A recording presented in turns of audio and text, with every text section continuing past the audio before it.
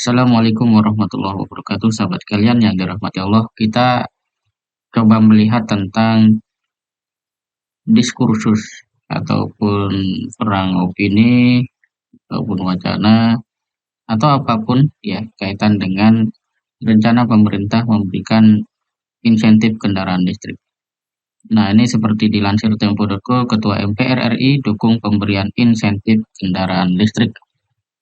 Ketua MPR RI Bambang Susatyo mendukung langkah Presiden Joko Widodo yang sedang memfinalisasi insentif pada konsumen dalam setiap pembelian kendaraan listrik.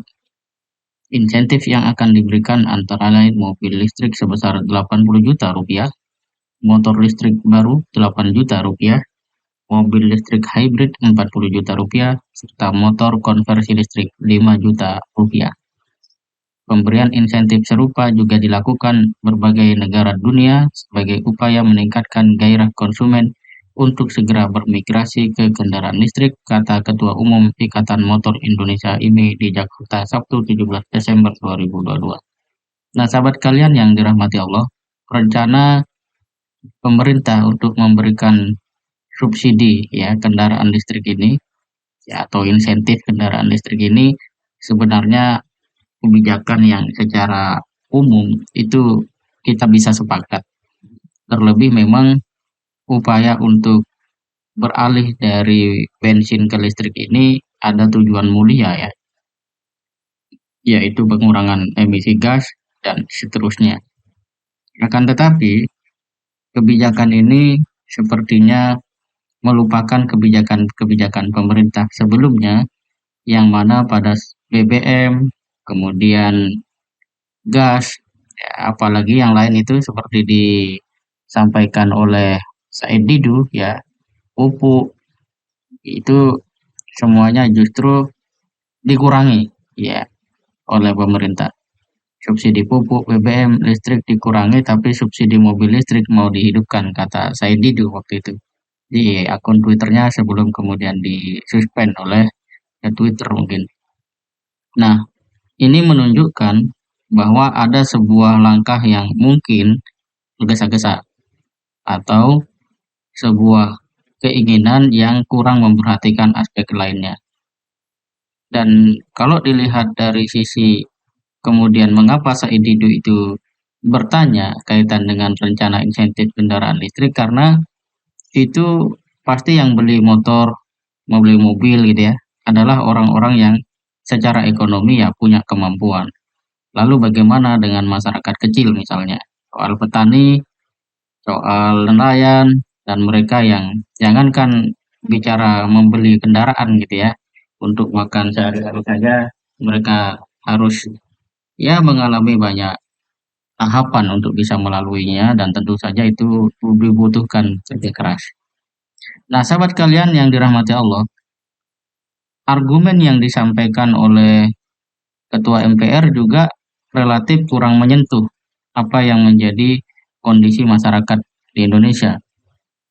Ya, dia memberikan contoh bahwa China itu memberikan insentif pembebasan pajak penjualan kendaraan listrik hingga akhir tahun 2023. Nah, kemudian dia juga menyebut Thailand memberikan berbagai insentif serupa seperti insentif pajak kendaraan termasuk pengurangan biaya masuk sebesar 40% untuk kendaraan listrik, kemudian pengurangan biaya masuk sebesar 20% untuk kendaraan listrik CBU, ya seharga 2 juta Baht hingga 7 juta Baht. Dengan memasifkan penggunaan kendaraan listrik, Indonesia bisa mendapatkan banyak keuntungan. Salah satunya menyehatkan APBN. Lantaran penggunaan bahan bakar berbasis fosil di Indonesia akan semakin berkurang yang pada akhirnya bisa turut mengurangi subsidi energi di APBN. Sebagai catatan, subsidi energi di APBN 2022 lebih dari 500 triliun rupiah. Diyakini beban APBN ini akan berkurang apabila ekosistem kendaraan listrik terbangun, ujar dia. Ya, kita sepakat sih sebenarnya dengan itu semua ya, dan tidak ada masalah secara substansi karena memang ya listrik lebih inilah lebih aman bagi lingkungan kita, bagi alam kita. Cuma saja memang apa yang disoroti oleh Said Didu itu adalah kenapa orang kaya yang diberikan subsidi? Ya, kenapa harus orang kaya? Kendaraan gitu ya. Dan Said Didu waktu itu di Twitter menuliskan bahwa Bapak Presiden dan Bu Menkyu yang terhormat mohon penjelasannya kenapa subsidi buat rakyat seperti BPJS, pupuk, BBM, listrik dikurangi, tulis Said Didu. Sementara pemerintah ingin subsidi mobil listrik untuk orang kaya, tambah cuitan Said Didu. Dan publik tahu siapa yang akan suplai mobil dan motor listrik tersebut. Semoga masih ada rasa adil di hati Bapak Ibu, tulis Said Didu dalam postingan tersebut. Jadi di sini sebenarnya Said Didu tidak menolak ya kebijakan itu, tetapi dia ingin pemerintah ketika mengambil keputusan untuk memberikan subsidi pada kendaraan listrik, seharusnya juga langkah-langkah itu juga dilakukan pada penduduk miskin yang lainnya, yang membutuhkan ya misalnya pendidikan, kesehatan, termasuk memajukan pertanian dan sebagainya. Tetapi itu tampaknya menurut saya itu tidak dilakukan oleh pemerintah dan saya pikir ketika Said Didu menyatakan itu ya itu adalah bentuk rasa cinta kasihnya kepada bangsa ini ya karena dia melihat bahwa sudah seharusnya lah sama-sama menjaga mengingatkan agar arah kebijakan bangsa Indonesia ini memang harus mengarah pada kemajuan tapi jangan lupa juga aspek-aspek keadilan seperti itu. Dan Said Didu sendiri ya memang adalah orang yang sangat konsisten ya memberikan katakanlah catatan kepada pemerintah ya, memberikan sebuah timbangan dan seterusnya ya kalau bahasa sederhananya itu kritik begitu ya.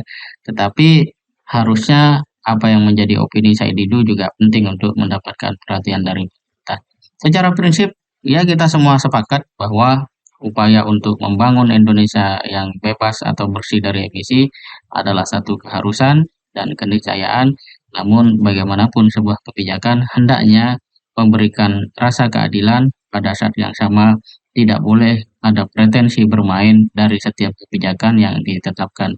Nah, hal itu pada akhirnya akan membuat tujuan mulia seringkali terkatung-katung dalam perjalanannya.